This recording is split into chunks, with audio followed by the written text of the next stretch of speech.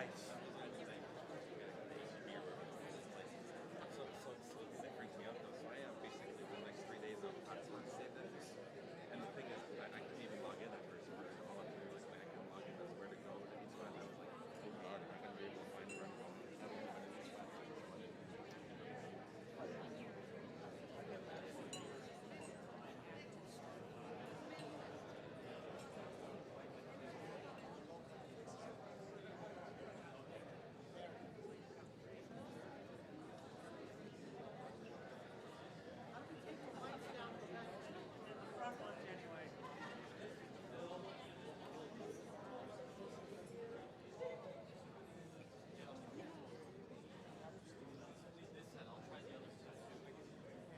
Okay, yeah, we have to take some lights down.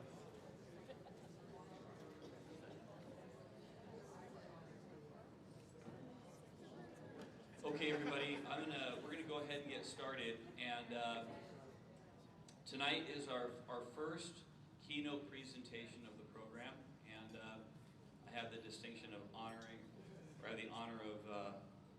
welcoming this gentleman on our left over here. And you know, when you ask people what their favorite bird is or what their favorite bird family is, you're going to get some different answers. For example, I know what would happen if I asked Victor Emmanuel what his favorite family of birds is. And we all have our favorites. The answers vary. But there is something about owls that I think everybody finds pretty compelling. They're not easy to see. They're often difficult to find and identify. But within that family, we have somebody whose name is synonymous with, who has become synonymous with owls, and that man is Denver Holt. Many of you know Denver as a tour leader for Vent, which he has been for a long time. He leads our very successful and very popular Montana Owl Workshop, which we offer every year in April, and I know a number of you have been on it. Sort of unofficially, frankly, it's also known as the Boreal Owl Tour, but that's another. So I know Denver doesn't like that when I say things like that, but that's kind of what it is. But you know, before a tour leader, Denver is a scientist and a researcher first. Denver Holt is the executive director of the Owl Research Institute and the Nine Pipes Wildlife Research Center in Charlotte, Montana. And you know, Denver, one of the things that I've always respected so much about Denver is that in today's world, a lot of the science that is done, a lot of our findings, they're based on short-term studies or studies that may not stand the test of time. But with Denver, this is somebody who is a true believer in long-term research and what comes from that.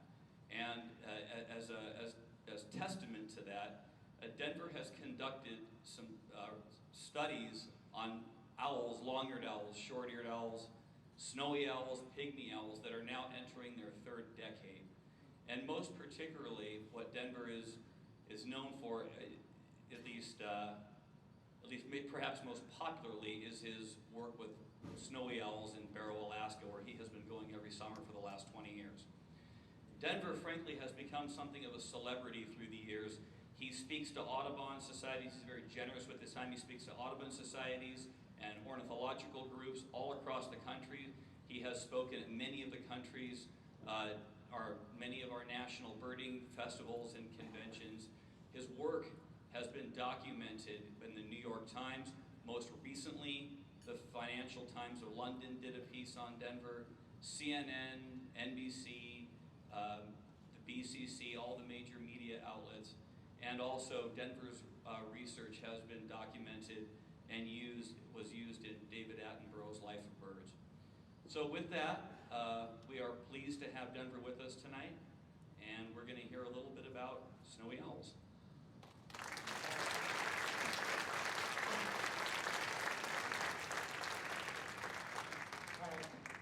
First of all, can you guys hear me? Okay, all right. Thanks, Barry. Thanks, Victor. I don't know what I'm going to say. But, yeah, you know, I just wanted to reiterate what Pete said about Victor and what Victor said last night about Roger Torrey Peterson, one of his friends, giving us field guides in birding, and Victor Emmanuel giving us nature tours. I mean, it really is true. just wanted to reiterate that. Thanks for coming, you guys. I know it's late. I know we're all wet. We're all tired. And if you fall asleep, I'll put the laser pointer on you. I'm going to just try to take you through a season with snowy owls. I don't know if I may fall off this thing, but kind of tell you a little bit of what we've been doing on our snowy owl project among our other projects, and show you some nice pictures and give you a little bit of information and all that stuff. And hopefully keep you awake here for the next little while. And let's just see what happens. Okay, so let's just go. I work from the right, so sorry you guys if I'm pointing over here. Oh, we're not even going to see this. Okay. All right, anyway, you can see the arrow there. Barrow, Alaska. All right, and you can see where it is. Someone asked me today, is it near the Arctic Circle? It's 350 miles above the Arctic Circle. It's the most northerly point in Alaska. It sits on the Arctic Ocean. It's an Eskimo village. It's been occupied for maybe 2,000 years or so. But it's way up there. Okay, this is what it looks like here. Now, interestingly, it's right on the Arctic Ocean. Barrow, Alaska, in Inupiat Eskimo terms, years ago was called Ukpiagvik. Ukpiagvik is a Inupiat Eskimo term that means a place to hunt snowy owls. So the Inupiats and the snowy owls have a very, very long history together, whether it's a food source, whether it's an animal they admired, a pet, etc., which we'll talk about. Okay, again, to tell you where it is, it's a long way from anywhere, 1,000, almost 2,000 miles north of Seattle. All right, and then again here, if you look up here, the snowy owl is one of the icons of Arctic birds. As a matter of fact, probably the icon of all Arctic birds. All right, this is a Inupiat Eskimo guy here, Tommy Coates, and you can see he's working in his little shop, and what he's doing is he's working on a piece of walrus ivory, which he's going to transform into this. And if you look at it here again, there are so few birds that the Inupiats really care about, and they mostly are subsistence animals. So mostly it's the king either, things that they can eat. And those are the animals that they tend to know a lot about and really like. But the snowy owl is just one of the few species that not only did they eat, they used to collect eggs and eat eggs. They would bring chicks home, they would kill adults and eat them. You know, when I first went up there and I had to go and meet with the elders, well, many of the elders didn't speak English. And they would say, Ukpik. Right, so Ukpiagvik, a place to hunt snowy owls, Ukpik, the snowy owl. And they go, Ukpik. Ukpik is good. Ukpik is good. But things have changed since then, but it was just kind of like a part of the summer diet, the diversified summer diet, primarily marine mammals and to some degree caribou. Okay, this is what it looks like when snowy owls come back to the tundra to breed. Now this is the beginning of spring, summer, okay? And so when snowy owls, some stay in the wintertime, we'll talk a little bit about that. But when they come back to breed, what they do is they look around the tundra, and they're looking, as the tundra melts off, there's these tall mounds. All right, we'll talk about the mounds a little later on. And what they're doing is, males and females, they're looking for these mounds, because it's these tall mounds, about a meter high or so, let's say a yard high. These tall mounds are where they're going to look for their nests and make their nests. Okay, so what we do, just to give you an idea, again, I'm going to take you through the season. We spend a lot of time going out there and glassing and traveling and hiking and taking four-wheelers and looking for snowy owls. It's summertime, okay?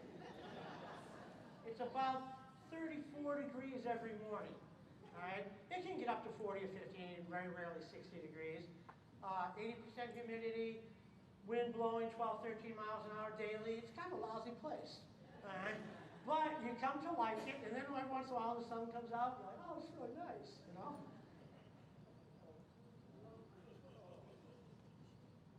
All right, so this is what we're looking for. Here's our strategy, you guys, is to go out there, get in the areas of the tundra, whether we're hiking or four-wheeling, as I showed you here, and glass the ridges, and glass the mounds, glass the high points. And what we're looking for is these white male snowy owls. We're looking for this vertical posture out of the tundra, this white beacon. And if there is a such thing as fluorescent white, an adult male snowy owl is fluorescent white. And so that's what we're looking for.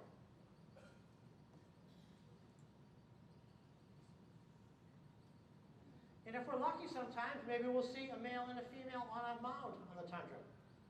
And you can see here, we'll talk about that a little bit more. There's the male with this bright white plumage, and there's the female with her more kind of dappled plumage. We're looking for nests. All right, so what we've learned now is we go out there, we glass the tundra. We see a bright white male. Then we look left and right of the tundra. And hopefully we're going to see a horizontal postured white object out there. And we've learned over the years, if it's not a piece of styrofoam or a plastic white shopping bag, it could be a snowy owl. All right? And so now we're looking horizontal. You find vertical, then you look for horizontal. And if you're lucky, maybe you'll get a female snowy owl sitting on a nest. What we learned in our very first year, we've been at it a long time, was, okay, we got it, this is easy, piece of cake, right? So we hike out there. And when we get there, we can't find a nest. Matter of fact, we don't see any horizontal postured white thing anywhere. But what we see is this female standing somewhere looking at us. Like, shoot, you know, I mean, we thought we had it down pat. So anyway, we're looking. And finally, you look around and you see feathers on a mound. You know, geez, I wonder what's up. Maybe something's dead. This is what I initially thought, you know. Let's go at least inspect it. And you walk over there and you look at the feathers on the mound and you realize, geez, that's the nest mound. Okay, so where I want to go here, unlike a saw-whet owl, it sits there at its nest hole and watches the threat walking by.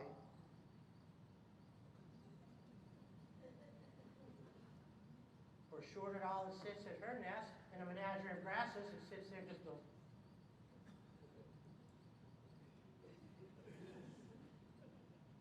Or a great horned owl that does the same. We tend to walk by these nests. A snowy owl, on the other hand, don't ask me how I know, but I'm going to tell you I know. They know they're white, okay? And they're very, very conspicuous on a brown and green tundra. They're easy, not easy, but they can be relatively easy to spot for the trained eye. So they see danger approach, which tends to be researchers, I hate to say that. So they see this thing approaching in the distance, and they flush off the nest. No other owl species in the world leaves its nest at 300 to 400. In this case here, some data from 96, about 400 yards. Let's just say yards. 400 yards, they detect something coming towards the nest, and they slip off the nest. Just like maybe a killdeer does. You know how you always see the killdeer running away? Well, where the hell's the nest? All right? And so these vigilant snowy owl females are sitting there, and they're looking around all the time. Sometimes you wonder if they even sleep. And they're just watching, being vigilant, because they know they nest on the ground. They know that sometimes they're very visible. So anyway, we learned that. Oh yeah, we got this down. There's the feathers over there. We're going to head on in. Now, as you head on in, things change. The first line of nest defense is for the female to slip off the nest, passive nest defense. All right? Then if you're, dumb researchers like us, and you keep wandering along and stuff like that, and you get closer to the nest, and things can change. So a male might come in, and he might look around, he might hoot at you. Ooh, ooh, ooh. Or they might bark. Ah, ah, ah, ah, ah, ah, ah, ah, ah. And we're like, oh, that's good, that's a good sign. That's a good sign for us anyway, okay? Or a female may come and land on a mound next to you and just start staring at you. Or she may do some threat postures. Or she may charge. Fake injury. Or try to lead you away. I'm hurt. The whole killdeer thing, the broken wing act and all that. Snowy owl females do this as well. Or the male might come in, if you're really persistent, like researchers tend to be, and you get to the nest, and he might come in and go, ooh, ah, ah, ah, ah, ooh, ah, ah, ah. But you'll notice something too, but now he's behind you. And so he may attack. But this is what it looks like. Comes in, they whack you. And if you have a $350 Patagonia coat, when they come in and they rip it apart, it really bums you out. Digressing here. I took this coat to Patagonia, and on the inside of it, I told them that it leaked. And on the inside, I taped with duct tape every little, hole, and they're ripping squares. Female 93, male 95, female, male, 93, 95, 96, 97, etc. gave it to them, and they said, what do you mean it leaks? So anyway, Patagonia loved it when I told them the story.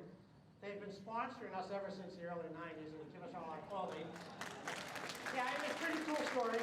And they took it to trade shows, and they, did this thing like, oh, Patagonia coat's good for the rain and the wind and everything to get you through, except the protective talons of nesting snowy owls. Okay, so what we learned over the years, and just live with me on this one here, all right? This is not a big deal. This is just some frequency stuff, okay? We've learned that both males and females bark. Arr, arr, arr, arr, arr, arr, arr. But males tend to hoot, and females really do. Ooh. Ooh. All right, females scream. That figures, right? Females scream, males really do. Do a female scream. All that stuff, right? Okay, all right. Males both will attack, but tend to be dominated by males. And both will display, but it tends to be dominated by females. This is just some frequency stuff. We've got it broken down statistically where we need to. So anyway, there is differences in the behaviors of the male and female snowy owl in protection of their nest and young. Okay, so when they attack, it's pretty intense. Not all males or females attack, but sometimes they do. When females join males in the attack, you didn't want to go to a nest alone. And so this is what it looks like.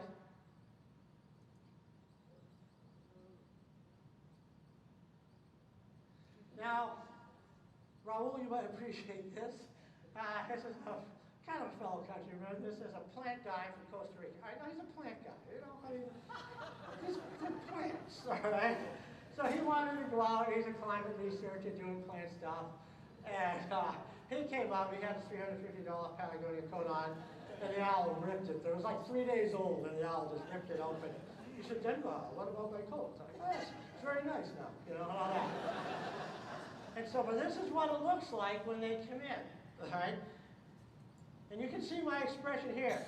I almost got it in the face. It doesn't happen very often. I mean, we all get hit, it's just part of it. I'm over it, but we all get hit, All the young kids, they all want to be hit, So I take them out, they all want holes in their jackets and show their parents and stuff like that, And so, but I'm done with it. I've been hit so many times, And so, and they come in, they'll grab your ear, they grab your head.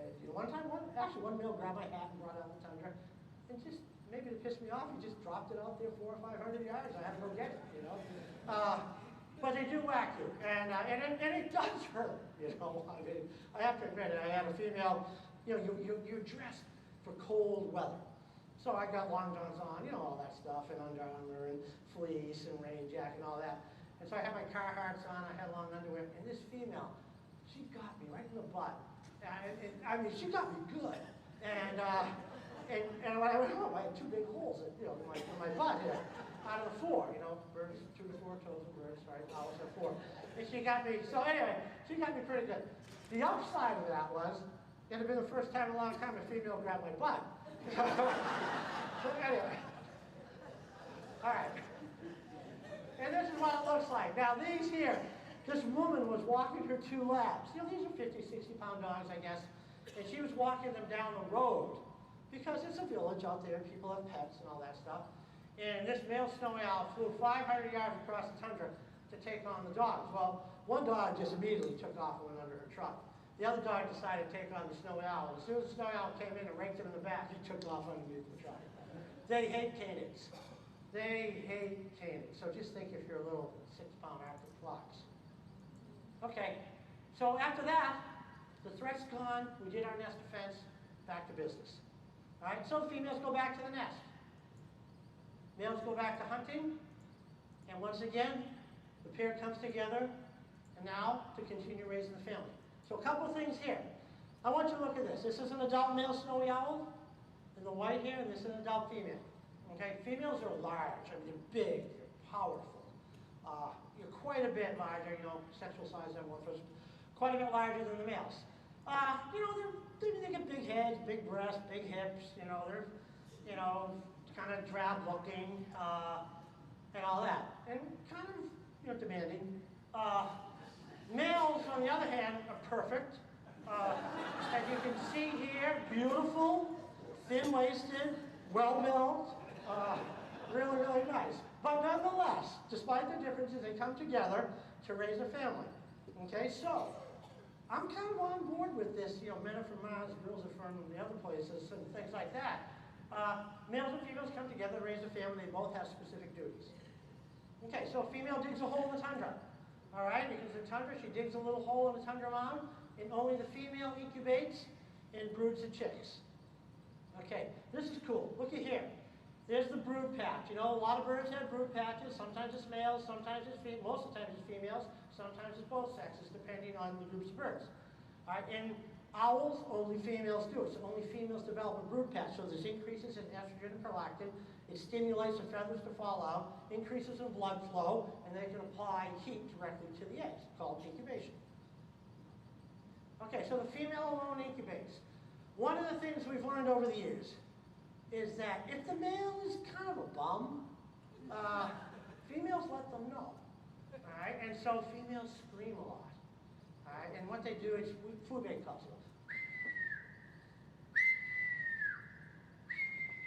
I'm hungry, get food. All right, you got stuff to do, I got stuff to do.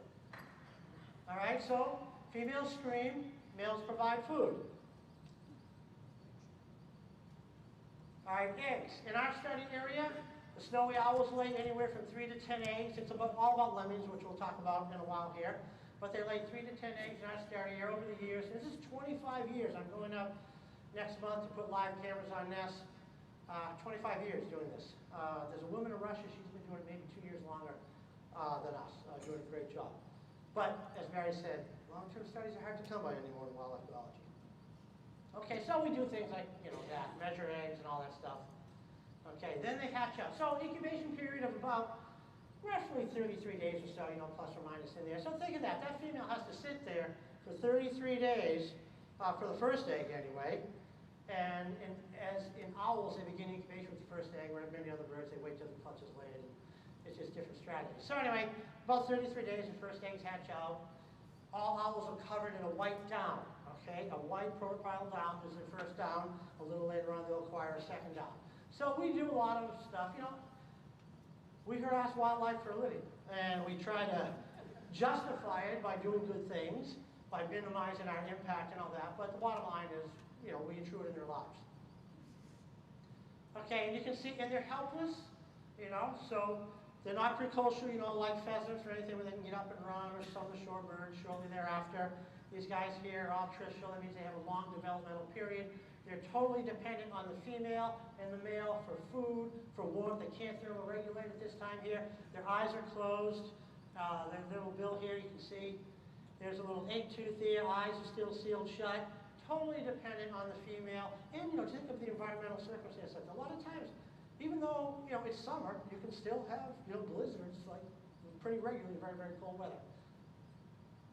And you can see here again now, you can see the white down here is starting to be replaced after about the first week or so by the second down, the mesotile down, which will change. All owl species, as we know, go through 2 downs, 2 natal downs. The first one is white, and the second one is a darker one, which tends to be more of a camouflage down. And you can see it breaking through here. The eyes are starting to open about 10 days or so. Okay, so females scream, males provide food. And this is how it goes. Chicks grow very, very rapidly, as in most species of ground nesters. And so these chicks are developing really fast. Females are screaming. Males are just hunting, hunting, hunting. And if it's a good bull year, it's great, or lemon year. And if it's not a lemon year, then other things happen. Females apportion prey. Now, people talk about the big sibs beating up on the little sibs. Oh, the older snowy owl chicks kill the younger chicks. We don't see any of that. We've looked for it. We've never seen any of that. What appears to be going on is that the females will apportion prey to all the chicks. However, in low lemon years, some of the older chicks, the ones that hatch out first, and maybe have 3 or 4 or 5 or even a week over the younger chicks, will out-compete them for food, as the other ones can't even move their heads for the most part. And so as they get a little bit bigger, a lot of times it's like first come, first serve, but there is no beating up. We don't see any of that beating up. We don't see the female sacrificing the young or the bigger chicks knocking down the little chicks. But a little competition for whoever gets there first.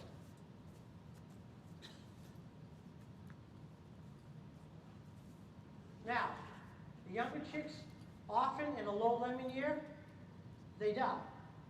They probably starve to death is what we think. And when they do, sometimes there's a young chick here. It's a young snowy owl chick, didn't make it. This is another snowy owl chick, an older one, probably pushing 10 days, 2 weeks or so. This one here is probably 3 or 4 days old. All right, so in a low lemon year, things like this happen, and the female fed that chick to the older chick. Now, and think about it, and there's nothing bad about it, it's just the way it is. I mean, she was nurturing the younger chick until it died. Now she's got to consider her other chicks, and so she has a food resource this year. She has lemons that are low, and so she feeds it to the other chick. Okay, females scream, males provide food. And females can be kind of ornery, and males will be coming in and stuff like that, and they'll chase them down and say, give me that food and I'll take it back to the nest. All right, so now you got the female screaming for food. And these poor males, they have to go hunting all the time. You know, they're out there hunting and hunting and hunting. But the chicks quickly learn from the adult female to scream. So now you got everybody screaming, right? Everyone's hungry, and the poor males are like, God, you know, what else can I do here? And if it's a good lemon year, it's not so bad. If it's a lousy lemon year, you know, it's tough. Okay, females scream, males provide food. Very rarely are males caught sitting at the nest. They come in, they deliver the food. Very often the females just chase them off. It's like, get back to work.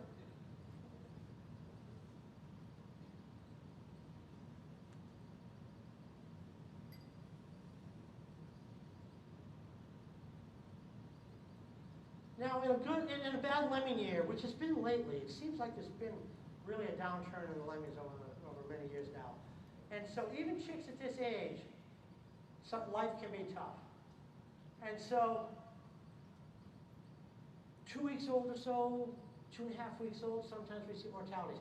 What we like to say is if we can get those chicks, and we don't interfere, it doesn't matter how much you like, you're one of the coolest animals out there, you don't interfere. It's not your job. Your job is to document their life. Why do some live? Why do some die?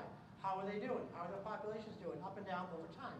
So it's not our job. So anyway, you feel really bad. You kind of have an idea when something's going to die. And some of them die. We think if we can get them to 3 weeks, if they can make it to 3 weeks, then they're probably going to fledge. But very often it doesn't happen.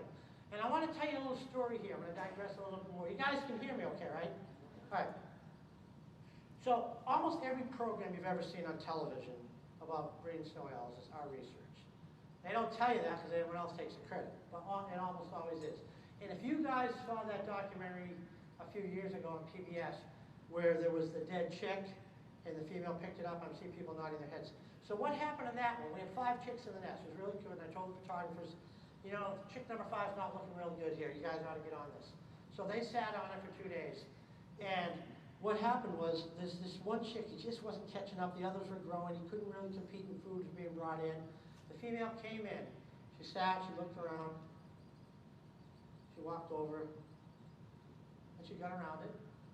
She started brooding it, nicked it up under her breast feathers, and she brooded it. A little time went on and all that, you know, the day. By the end of the day, on the video, the chick falls up. It's dead. The female's looking at it. She's nudging it. And you know, you don't want to go too far in interpretation, but you do have to make some types of interpretation on these things. And she was nurturing this chick. She knew it was sick. She went over there. She was helping it out. It died. She picked it up, walked up on the hill, was standing around with it in her bill. We didn't show that. You know, because we live in the United States, we can't show truth. And so, and National Geographic, you know, doesn't want, you know, and people like that, they don't want to see bad things. But then she took her and fed it to the rest of the chicks who were also starving. All right, there was a low lemon year. But again, there was that motherly, you know, the maternal instinct there, and she was working and nurturing. It died. Shift gears. I got 4 other starving, you know, mouths here. I gotta do this. Anyway, kind of a cool thing. So some die. All right, but some live, and they begin to grow, and they're getting more and more. You see that gray mesotile down now. You pick that up. I'd love to have gloves made of young snowy owl chicks, you know, but that would be bad. And so about the time they're getting ready to leave the nest, look at this habitat around you. At about 3 weeks of age, snowy owls leave their nest. They can't fly. They nest on the ground. They leave their nest at about 3 weeks of age, on foot. There it is. There's a nest. There are the chicks. Males and females are hunting now. Chicks are, they can put up all the heaviest rains like we had today. That's where their problem lies. Anyhow, so they're there. They're just growing, getting ready to leave the nest. They leave the nest at 3 weeks of age. We follow them around. We weigh them and measure them. We try to figure everybody's banded before they leave, so we know all the individuals because we're trying to document who lives and who dies. All right, anyway, quick thing on growth here. This is just their growth models or growth spots, but anyway, most of their mass, the week before they leave, between 13 and 22 days old, about a week, they put on a huge amount of body mass. Because right after you leave the nest, there's no more brooding by the female. You can't crawl under your mother's wings anymore. You're out there and you got to put up with the environment. You're still screaming for food because you can't hunt. But they put on all of their mass, just a huge amount of mass, just prior to leaving the nest, because they're going to need it. And it doesn't matter what the years are, it's just a comparison. They all grow similar rates. We have a big paper coming out on this June issue after research. Anyway, why do they leave the nest at 3 weeks of age? All right? So we're like, what the heck's going on here? Why? And people talk about, sibling rivalry, which we don't see. People talk about some stressor in the nest. What's going on? Why are they stressed out? Or are they stressed out of the nest? Is there food? Is there sibling competition? Etc. So we take blood. We work with some friends of mine who are endocrinologists, and long story short, we're able to measure their corticosterone or their stress levels and see if they're stressed out. It's the hypothalamus, pituitary, adrenal axis. So it's the fight or flight response, right, to a stressor. You're going to get in a car wreck today when the weather's so bad, I can't see what's in front of me, I ran into Barry, or I almost do. Boom. I'm at the height of my alertness at this time. There's a stressor there. It's called a crash, right? And so at that point in time, I have all these responses, but still stress. It takes 3 minutes for that, however, to register your blood, even though there's immediate stress and immediate response to stressful stimulus. So we've worked it all out. Long story short, when they leave the nest, they're not stressed out.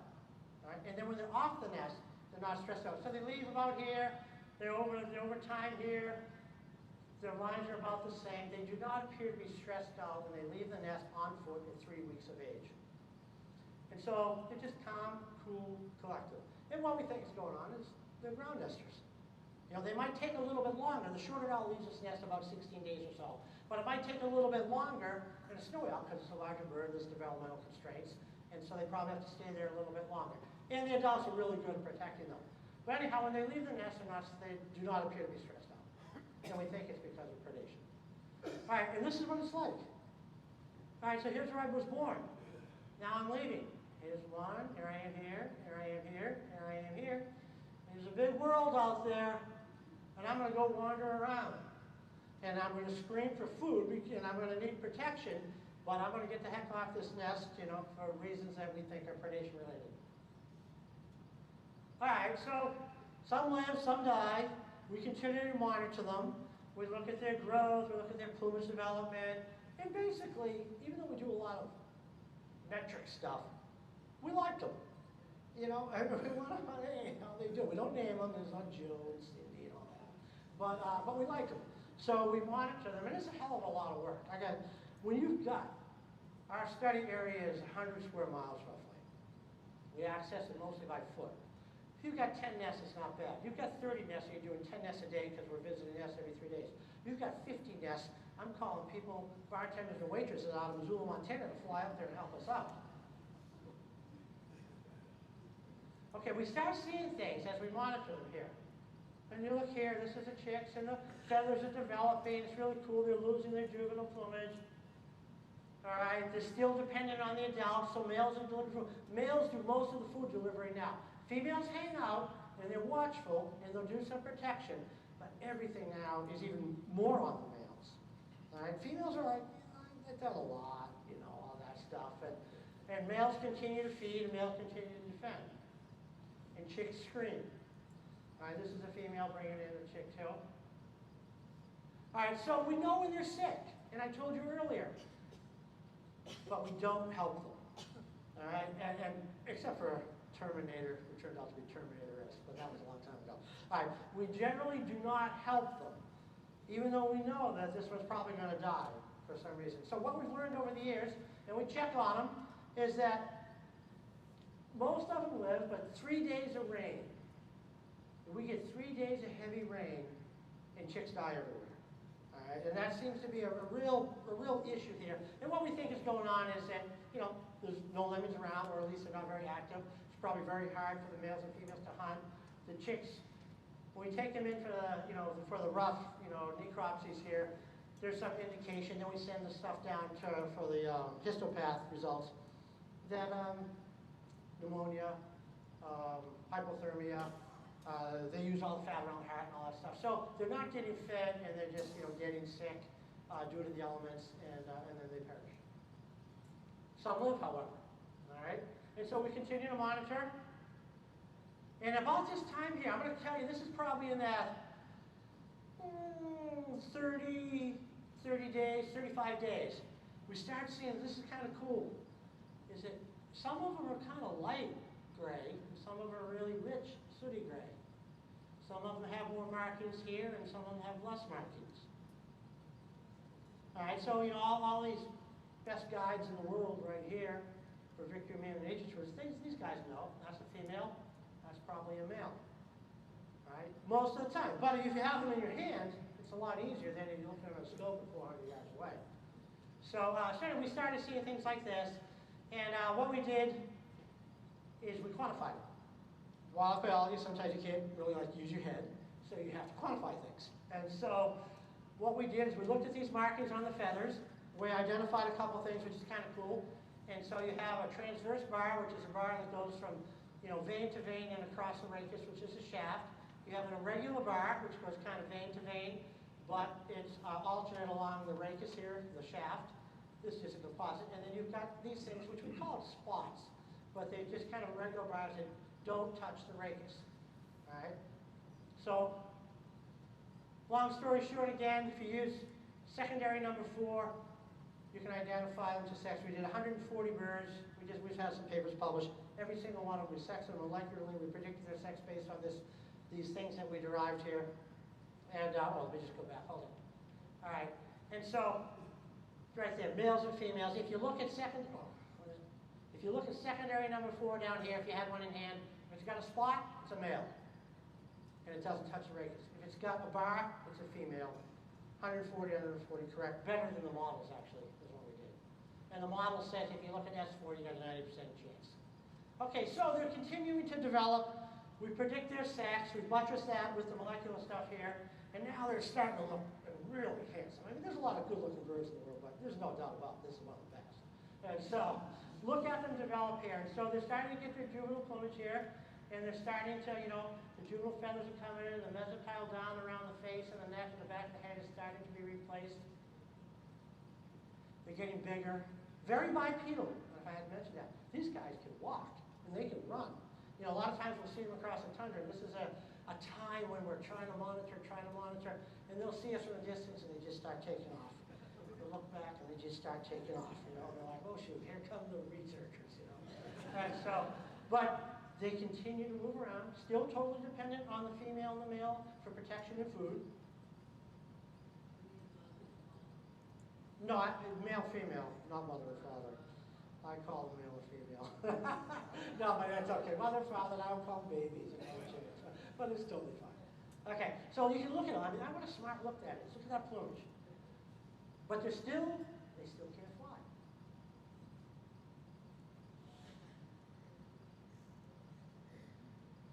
This is their environment on foot. So sometime, you know, like I said, we have to go to all these nests, and you're so worn out. I lose 8 pounds every year.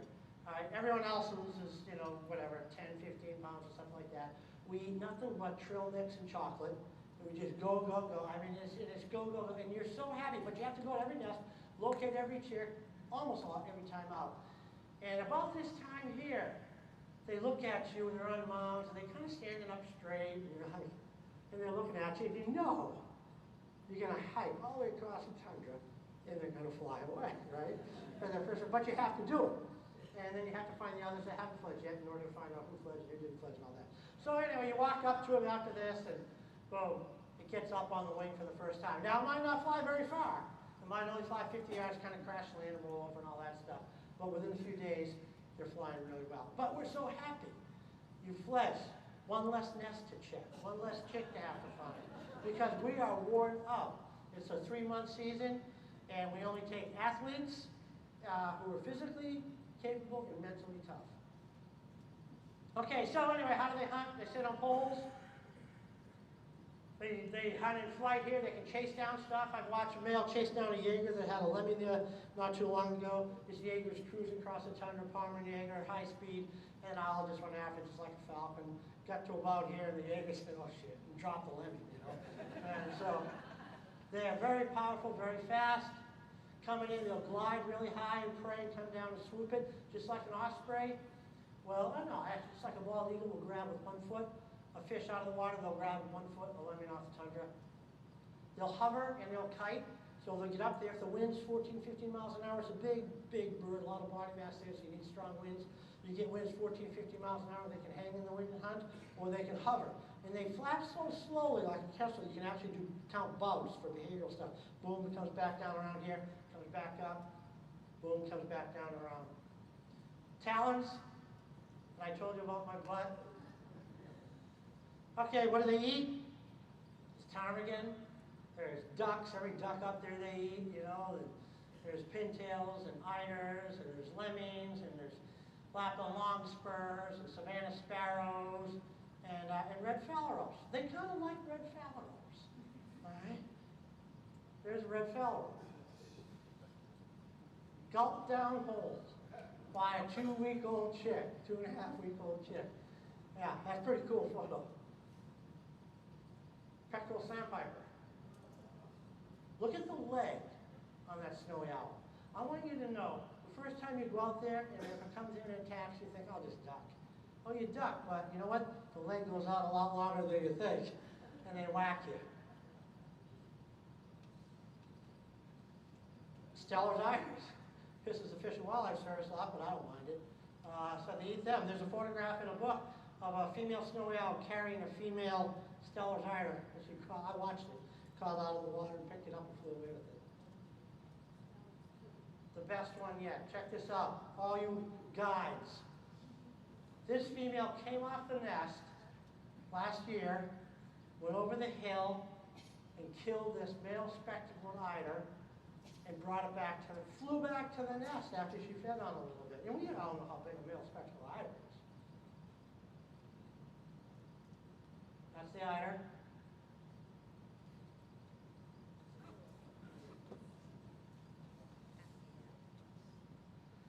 Arctic fox, we found pellets with the remains of Arctic fox. They just beat them up. They don't really eat them, but they beat them up when they get close to the nest, particularly young. But now, you know, they're killing all the Arctic foxes to protect the eider, which is kind of controversial. So we don't see many Arctic fox anymore. Least weasel. It's kind of neat. In a big lemming year, there's also a big least weasel year because least weasels are tied into lemmings. So when we have a big lemming year, we tend to find least weasels in the pellets of the owls, but every once in a while we find a carcass at the nest. It's kind of cool. We take them. So, I work with Dan Cox. Most of these good photos are his, crummy ones are mine. And we've been working for 20 years on these things and other owls. And then, what we're really after, you guys all know the story, lemmings. Okay? Lemmings are what makes the snowy owl world go round. So we look for signs of lemmings, fecal waste, nests. In the Barrow region, there are 2 species of lemmings, a collared lemming, Dicrostonyx, also called the varying lemming. This is the one that turns white in the wintertime. This is the one that develops the bifurcated claw for digging in the snow, so you get a double claw in the wintertime. Cool little lemming. And then the brown lemming. And the brown lemming is it in the region we work. If the snowy owls are going to be successful, they have to high numbers of brown lemmings. And we'll talk a little bit about these guys here. You know, there's an interesting story. I worked for Massachusetts Audubon early in my career, and because I'm from Boston. And snowy owls came to Gloucester. All right? I put an R in there, you know, I'm Queen's English. And so anyway, they came to Gloucester. Some woman called Mass Audubon and said, oh, I saw a snowy owl up in Gloucester, up at wherever, you know, Plum Island. And I didn't know that, that they came here. And the woman at Audubon who fields all these calls, she said, oh yes, when the lemming population decreases or whatever, the owls move south in search of food. And the woman said, oh, I didn't know that, the lemmings, oh yeah. I didn't know citrus grew that far north. All right, this just gives you an idea of how dependent they are. All right, this is just 2013 data, and I haven't had time to update some of the stuff. 42,000 prey that we've recorded. Nobody has sample sizes like this here. And it's almost 90% brown lemmings. It's brown lemmings. It's all about brown lemmings. Although they still kill golden plover, short-billed dowitcher, and all kinds of everything. They kill everything up there, but they need lemmings for really good reproduction. Even though when lemmings are low, they switch to birds. They kill a heck of a lot of birds, but just not enough to really raise a lot of young. So we sample lemmings. The owls give us all kinds of stuff. You know how you think about Yellowstone National Park? Wolves and elk and that whole predator-prey relationship. It's the same thing. Snowy owls and lemmings. We have data on population fluctuations. We have sex ratio. We have reproductive rates. We have a really great story to tell with a few more years of data on predator-prey relations of snowy owls and lemmings, and how important that is to snowy owls, as well as lemmings, I guess, if you like to be eaten. And this is just prey recorded at the nest. So 3,000 prey recorded at the nest. And that's where you see the diet diversify quite a bit, but it doesn't matter, it's still mostly lemmings. Lemming sampling, sorry about that. Counting nests.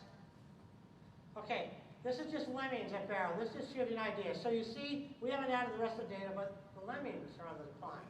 The long-term trend is downward for the lemmings. Snowy owls have to have lemmings.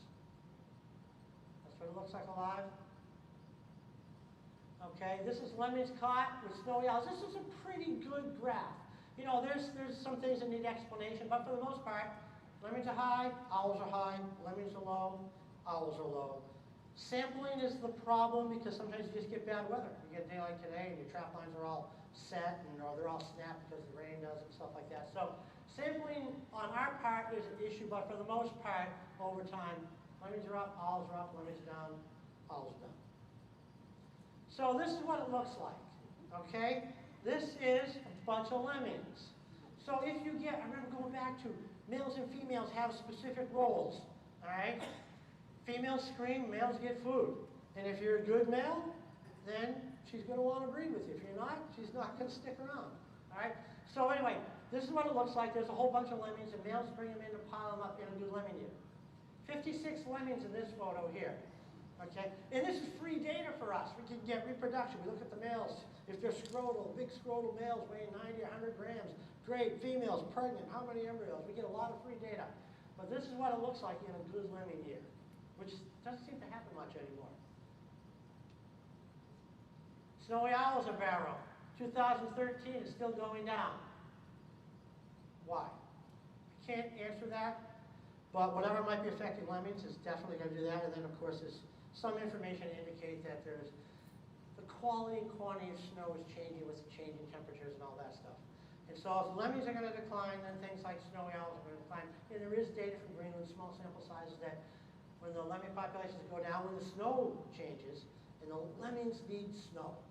They live under snow most of their life. They breed under snow in the Sub-Nivean world most of their life. And so as the snow has changed, also the lemming numbers have gone down. There's indication that snowy owls, some of the Jaegers, some of the weasels and Arctic fox have all vacated the areas and disappeared in some areas of Greenland. Okay, predators, Arctic fox, every once in a while might get a chicken egg, but they beat them up pretty good. Drive them off. Red fox hasn't got there yet, but potential.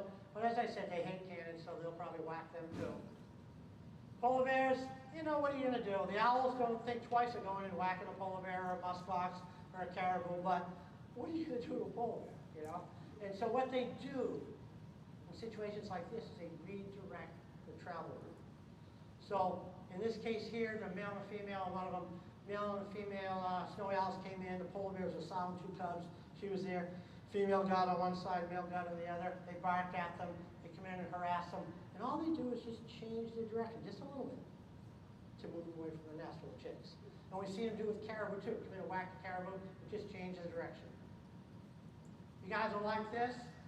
Everything hates snowy owls up there because it kills everything. These Jaegers are chasing the snow owl around, which they do every time the snow owl moves, the Jaegers run. This is very typical. Snow owl jumping up, trying to get the Jaegers. The Jaeger comes in and tries to attack. Only once, after all the years I've seen it, that I actually see a snow owl get a hold of the breast of a Jaeger.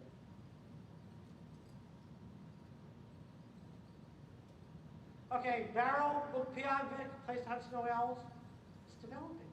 We're losing habitat. This is where snow owls used to nest. This is cool here. Just a quick little look here. All right, think of all the roads around your city where you live and all that. All right, so what happens is that in the summertime it dries out a little bit, and then in the winter when the snows come, the water goes down in through here, falls down into the cracks. It goes deeper and deeper into the cracks, and it gets about 20 below zero, and these ice wedges form. All right, and then when they form, they start pushing up stuff, and this is what creates snow owl mounds over 10,000 years. So you talk about old growth forests for spotted owls. Here's old growth mounds for snowy owls. They take about 10,000 years for these mounds to develop that the snowy owls like to nest on. Whether that's going to be a factor in conservation, I can't tell you. It's just interesting. We measure them. Significant differences and all that between used and unused mounds. Okay, oil and gas exploration. You know, I get asked to talk about snow owls and conservation, anti-exploration and all that stuff. Can't answer that. I can't say that, you know. Right now, here's a gas pumping station. The owls are breeding nearby. And as a matter of fact, this one area does well every single year, even the low Lemmy years, right next to the gas station there, the gas pumping station. This is bad. Used to be a place to hunt and eat snowy owls. In the years since we started, you know, it's kind of like the old tradition faded away. And they just killed them. All right, I'm not saying it's just the Eskimos, the Inupiats. There's a lot of people up there. So we don't know who's doing it. But the Eskimos, the Inupiats don't eat them anymore. This was happening over in Russia. Les Line called me from Ottawa years ago and said, do you know anything about this? There's been reports they were captured in fox traps, wolf traps, taking their eyes and send them down to Asia for the aphrodisiac market. Don't know how many or the truth behind it, but nonetheless, some of it did occur. This one bothered me the most. This was the Stellar's Eider project to protect Stellar's Eiders. Fish and Wildlife Service putting traps out to kill all the foxes, which is just nuts in its own right. But they were killing owls, didn't tell anybody, killing other things, didn't tell anybody. We found them. We found one. Someone took a photo, went viral, boom. There was finally a response. All right, they're big. First owl in the world to ever have a satellite transmitter. This female right here. Now everybody's doing it, which is cool. But that's the first owl in the world to have a satellite transmitter on it. Barrow, Alaska, in our study. That's what it looks like. Right in the back here, this female. So long story short, they went over from Barrow, they went over to Russia, they hung out on the ice, you know. It's kind of funny, we say, oh, we never knew the snowy owls hung out in the Flyndias, the open areas and the ice and hunted seabirds and sea ducks and all that. The Eskimos have only known it for 2,000 years, you know. And, but we did find that out, and then they came back to Barrow and back and forth. So it was kind of like interesting anecdotal information, but not, I mean, factual. But interesting stuff, but not really hard research. Nonetheless, it was kind of cool to see that they stayed in the north all winter long, which the Eskimos already knew, and that they moved from Russia to Alaska to Canada, some international traveling. Okay, and then why a female's white, or a female's barred, and why a male's white? And why are young males this color, as we kind of wrap this up a little bit here? Why do young males look like this and take deferred maturity? Of all the 250 so species of owls in the world, there's only a few species that show deferred sexual maturity in plumage. And the snowy owl is the one that we all recognize. We believe it takes males maybe 3 to 4 more years to turn bright white. Females, we're not even sure when their breeding plumage is there. So this is a young male. This is a young female. This is an adult male and an adult female.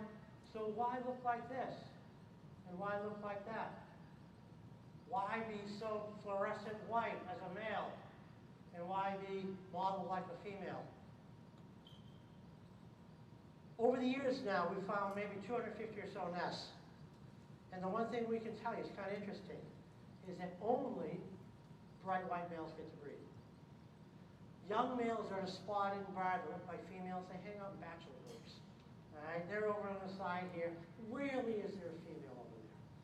All right, but usually these young males with no territories, probably not good hunters yet and all that stuff, are over. Only these bright white males are on territories, and only these bright white males get to breed.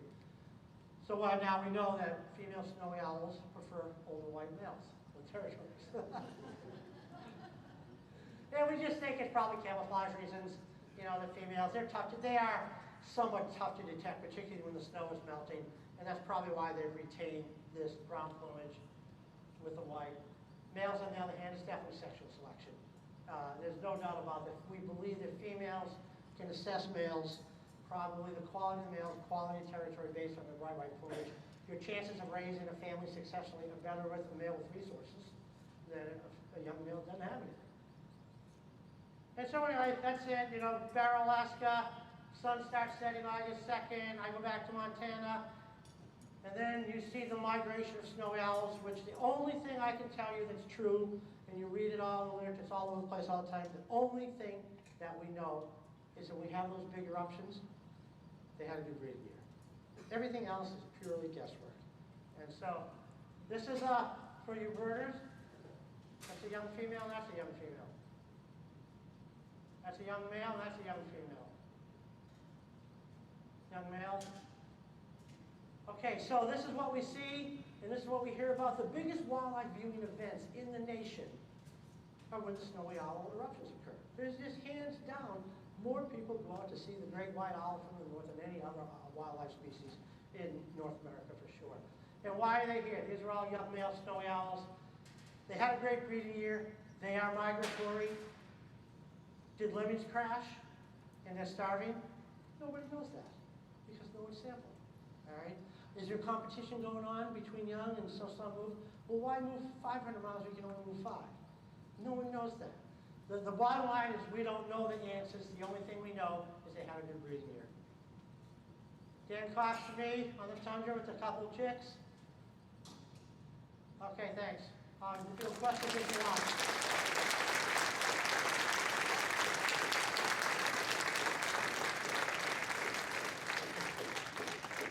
Yeah, a long night. I'll hang up, but if there's any questions, I'll be more than happy to answer anything. All right. Yeah, I'll just hang out here, guys.